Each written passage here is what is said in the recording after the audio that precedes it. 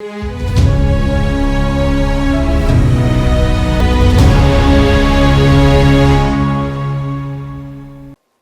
दोस्तों, राजनीति की बातों में आपका स्वागत है। मैं हूं आपका दोस्त धर्मेंद्र कंवाली। दोस्तों, बातें चल रही हैं प्रोफेसर शेर सिंह जी के दौर की, और वो दौर हरियाणा की राजनीति का एक अनोखा दौर था। उसकी अनोखी कहानियां थी दोस्तों। और हरियाणा में चुनाव, चाहे पंच का हो या फिर संसद का हो, कोई भी चुनाव हो, हरियाणा के चुनाव में जो रंग देखने को मिलते हैं शायद और कहीं नहीं देखने को आपको मिलेंगे।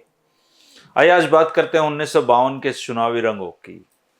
आप जानते ही हैं दोस्तों कि 1952 के चुनाव से पहले 1950 में भारतीय संविधान लागू हो गया था, और जो परिसीमन है वो नया पुनर्निर्धारण उसका हुआ था।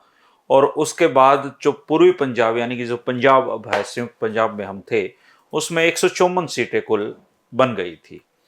और इस जो चुनाव की खास बात यह है कि जो जमींदारा लीग जो छोटूराम के निधन के बाद बिल्कुल खत्म सी हो गई थी, उसका पुनर्गठन किया था उनके चाहने वालों ने, और उनके अनुयायियों ने कोशिश की थी कि कैसे भी छोटूराम के विचार को जिंदा रखा जाए। और चूंकि रोहतक उसका गढ़ था, इसलिए रोहतक में इसका ज्यादा प्रभाव था। तो जमींदारा लीग ने झज्जर क्षेत्र से कर्नल दिलसुख मांझी को इस चुनाव में टिकट दी और अपना प्रत्याशी बना दिया। और उस समय सीटिंग एमएलए की टिकट आदि कटने का रिवाज नहीं होता था, इसलिए कांग्रेस पार्टी ने प्रोफेसर शेर सिंह को अपना प्रत्याशी बनाया, क्योंकि प्रोफेसर साहब इस चुनाव में पहले भी 1946 में जीत चुके थे। और अब फिर दोबारा से 1952 में उनको कांग्रेस ने टिकट दी और कहा कि आप चुनाव लड़िए। लेकिन ऐसा नहीं है कि प्रोफेसर साहब आप लड़ रहे हैं तो आइए, आपके लिए चुनाव मैदान खाली है। हरियाणा में ऐसा कभी नहीं होता, तो प्रोफेसर साहब के साथ भी नहीं हुआ। और प्रोफेसर साहब को भी इस चुनाव में पसीने लोगों ने उनके कहते हैं ना अड़ा दिए। तो कुछ दिन पहले आपको मैंने जैसे बताया था कि पंडित गोपीचंद भार्गव ने अपने प्रथम जो तवकाल था उनका, उसमें प्रोफेसर साहब के पूर्ण सहयोग के आश्वासन पर जिला रोहतक में पूर्ण शराबबंदी लागू करवा दी थी। और इस चुनाव में जो 1952 का चुनाव था, इसमें ये पूर्ण शराबबंदी उनके गले की फांस बन गई थी। और जो लोग ये कहा करते कि ये काम बढ़िया है, अब वो कहते थे कि प्रोफेसर साहब इस शराबबंदी ने उठवा दो। तो अब अंदाजा लगा सकते हैं कि शराब उस समय का सबसे प्रभावी मुद्दा बन गया था। और अनेक प्रभावशाली मतदाता आकर कहने लगे थे कि प्रोफेसर साहब जिला रोहतक से शराबबंदी की पाबंदी हटवाने का वचन दें, तो हम आपके समर्थन में प्रचार करने के लिए तैयार हैं। अब आर्य समाजी थे, प्रोफेसर शेर सिंह जी खुद चाहते थे शराबबंदी लागू हो, और ऐसे में भार्गव जी से खुद कहकर उन्होंने रोहतक जिला छटवाया था कि यहाँ शराबबंदी लागू कराएं। तो ये कैसे हो सकता है कि वह खुद वो इसको समाप्त करवाने का वचन दे दें। प्रोफेसर साहब को स्पष्ट पता था कि ऐसा उत्तर देने से उनके पक्ष में कम मत पड़ेंगे, लेकिन फिर भी उन्होंने इस बात की हामी नहीं भरी। तो उस चुनाव में जो झज्जर विधानसभा का चुनाव था, उसमें सबसे जो बड़ा मुद्दा था, एक तो ये शराबबंदी का मुद्दा बन गया था, और प्रोफेसर साहब के को बड़ा परेशान इस मुद्दे ने किया। उसी दौरान शोरम में एक बहुत बड़ी पंचायत हुई थी उत्तर प्रदेश में, और उसका जिक्र करना भी यहाँ बहुत जरूरी है। उस समय जो खासकर जाट समाज था, उसमें विवाह शादियों में जो अनेक प्रकार की जो रूढ़िवादी परंपराएं थी, उनके चलते बहुत फिजूल खर्ची होती थी। और इस बर्बादी को रोकने के लिए शोरम गांव में एक पंचायत हुई थी। इस पंचायत का जाट समाज पर काफी अच्छा प्रभाव पड़ा, और दूसरे समाज ने भी इस प्रभाव को स्वीकारा और खुद में बदलाव करना शुरू किया। इस पंचायत के प्रभाव को देखते हुए रोहतक जिले के कुछ सुधारवादी विचारधारा के लोगों ने यह फैसला लिया कि ऐसी एक सरोखाव पंचायत रोहतक जिले में भी होनी चाहिए, ताकि हमारे यहाँ भी कुछ ऐसे फैसले लिए जा सके जो शादियों में फिजूल खर्ची को रोक दें। इसके लिए प्रोफेसर साहब से परामर्श किया गया, और प्रोफेसर साहब ने मोखरा गांव के अपने मित्र सलवंत सिंह मलिक से इस बारे में बातचीत की, और उन्होंने कहा कि यह पंचायत मोखरा में बुला लीजिए, आप सारा इंतजाम मैं कर दूंगा। पंचायत के लिए 1951 के साल की जनवरी 1 तारीख निश्चित कर दी गई। लेकिन इसी बीच सलवंत सिंह मलिक को अपनी जमीन संभालने के लिए तराई के इलाके में जाना पड़ा, और वहीं पर उनका देहांत हो गया। इसके बाद सरोखा पंचायत को कराने का जिम्मा प्रोफेसर शेर सिंह के कंधों पर आ खड़ा हुआ, और वो इसकी तैयारियों में जुट गए, और गांव-गांव में मुनादी करवाई गई और इसका प्रचार किया गया। प्रोफेसर साहब उसी दिन बेरी आए, और जलदार सरदार सिंह का ध्यान से कहा कि आपको काद्यान सरोखाप पंचायत की बात सिरे चढ़ानी है। उन्होंने काद्यान खाप के जो 12 प्रमुख व्यक्ति थे उनको बुलाकर सरोखाप पंचायत का भार उठाने की स्वीकृति ले ली। सरोखाप पंचायत होने की सूचना राजस्थान, उत्तर प्रदेश, हरियाणा के गांव में पहुंचवाई गई और इसके लिए इश्तेहार भी छपवाया गया और अपीलकर्ताओं में प्रोफेसर शेर सिंह और जेलदार सरदार सिंह का नाम लिखा हुआ था।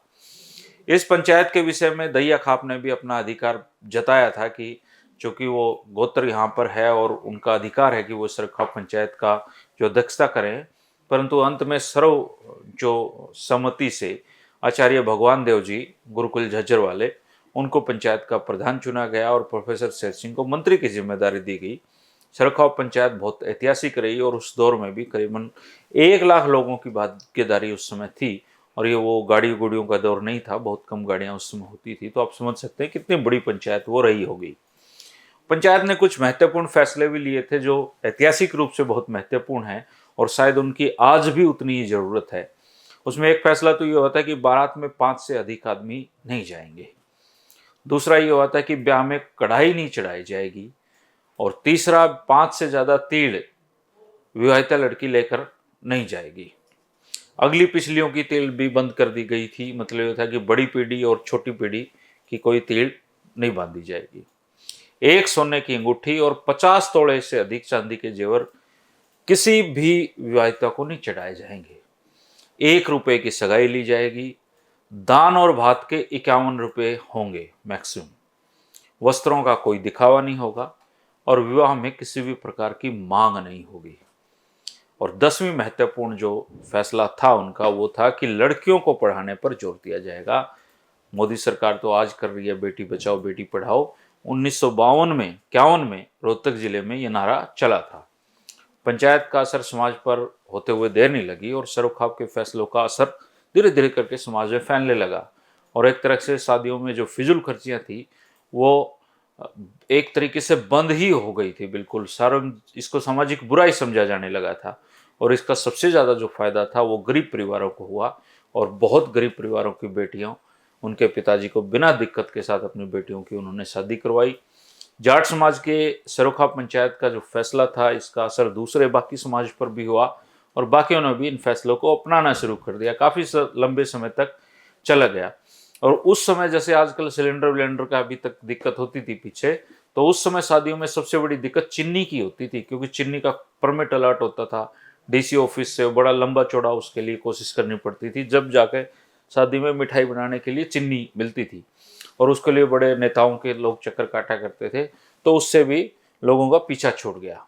लेकिन विरोधी तो विरोधी होते हैं, चुनाव में ये खूब चलता है और शेर सिंह के विरोधियों ने महिलाओं के बीच जाकर ये कहना शुरू कर दिया कि शेर सिंह ने तुम्हारा सत्यानाश करवा दिया है, ब्याह में तुम्हें तीड़ मिला करती, नेग मिला करता, वो सारा इस शेर सिंह की वजह से बंद हुआ है।